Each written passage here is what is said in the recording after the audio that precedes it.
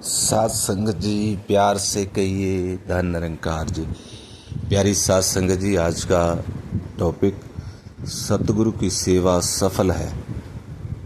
सात संगत, जब भी सतगुरु का ध्यान आता है तो सत्संगत इसकी रहमतों का भी जिक्र और ध्यान साथ के साथ आता है कि अपनी उन अवस्थाओं की तरफ ध्यान जाता है जब जीवन में सतगुरु नहीं थे, और जैसे ही आए कैसे आनंद से जीवन भर गया। गुरबाणी में भी कहा है सत्संगत की आनंद भयो मेरी माए सतगुरु में पाया।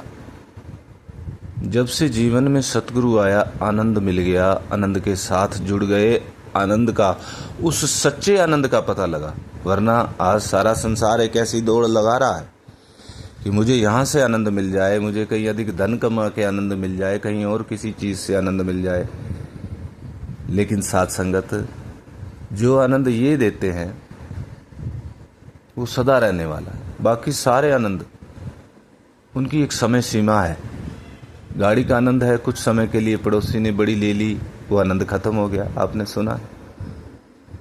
लेकिन जिस आनंद के साथ ये जोड़ देता है वो कभी खत्म नहीं होता, बढ़ता ही चला जाता है, बढ़ता चला जाता है, और एक दिन आनंद लेने वाला भी आनंद ही बन जाता है, वो भी आनंद का रूप बन जाता है। तो सत्संगत, इसलिए आप हम सभी बड़े खुश नसीब हैं कि हमें ऐसा सतगुरु प्राप्त हुआ। तभी गुरसिख ने कहा, तभी सतगुरु ने कहा, नंद भयो मेरी माए सतगुरु में पाया। अब सत्संगत बात आती है सतगुरु की सेवा की, कि सतगुरु की सेवा कैसे की जाए।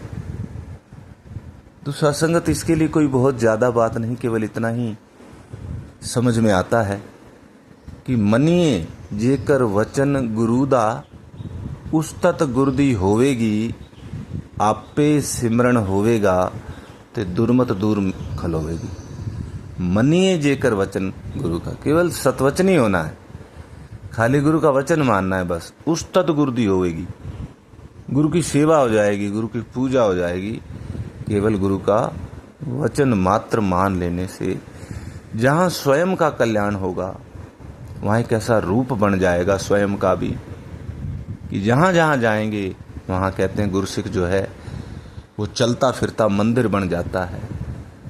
जहाँ जाता है, बाबा गुरबचन सिंह जी महाराज आशीर्वाद रूप में कह रहे कि एक निरंकारी संत की ये अवस्था होनी चाहिए कि कहीं मार्केट बाजार से निकले तो सारे खड़े हो जाएं कि देखो संत महात्मा जा रहा है। सतगुरु सत्संगत हमें ऐसी सुंदर अवस्था में ले जाने जाते हैं।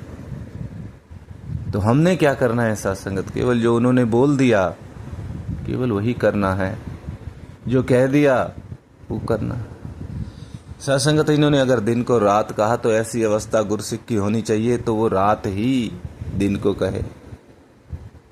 कोई किंतु परंतु ना लाएं, अपनी मनमत को बीच में ना लाएं। ये जानी जान है, ये तीनों कालों की जानता है, हम तो केवल वर्तमान की ही जानते हैं। और जब गुरु के वचनों के साथ अपनी मत को जोड़ लेते हैं तो फिर वहाँ पर ये भी आशीर्वाद आ रहे हैं कि मन मत डबोए गुरु मत तारे, ऐ मन चलना तो गुरु के सहारे। साथ संगत, एक महात्मा बता रहे थे कि एक बार गुरु, सतगुरु और प्रभु सामने ही थे, तो प्रभु से कोई भगत कह रहा था कि मेरा ये काम हो जाए।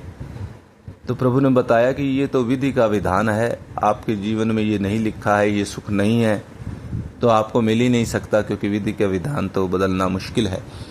जब उन्होंने बार बार प्रार्थना की, सच्चे पातशाह आप कृपा कीजिए मेरा ये काम बन जाए, मेरी ये बात बन जाए, जब बार बार उन्होंने प्रार्थना याचना की कि सच्चे पातशाह भगवान के आगे कि कोई तो रास्ता ऐसा होगा कि मेरा काम बन जाए, तो प्रभु ने कहा हाँ, एक रास्ता है, एक उम्मीद है, वो सामने सतगुरु है, आप जा कर के उनके चरण पकड़ लो, वो विधि का विधान भी बदल सकते हैं।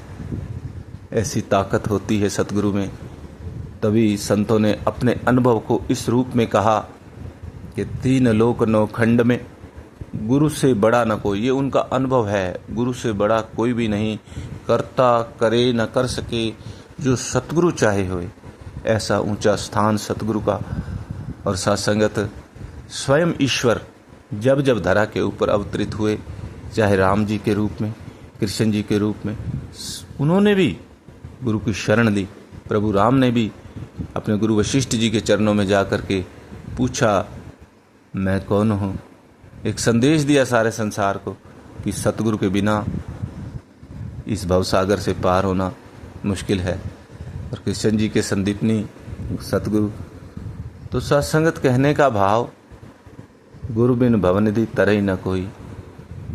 गुरु सतगुरु के बिना इस भवसागर से कोई पार नहीं हो सकता। तो आओ सत्संगति अवसर जो हमें मिला है, जो हमें पूर्ण सतगुरु मिला है, हम इनके वचनों के ऊपर समर्पित हो जाएं और आनंद प्राप्त करें। अपना ये लोक सुखी परलोक सुहेला करें। प्यार से कहिए धन्यवाद जी।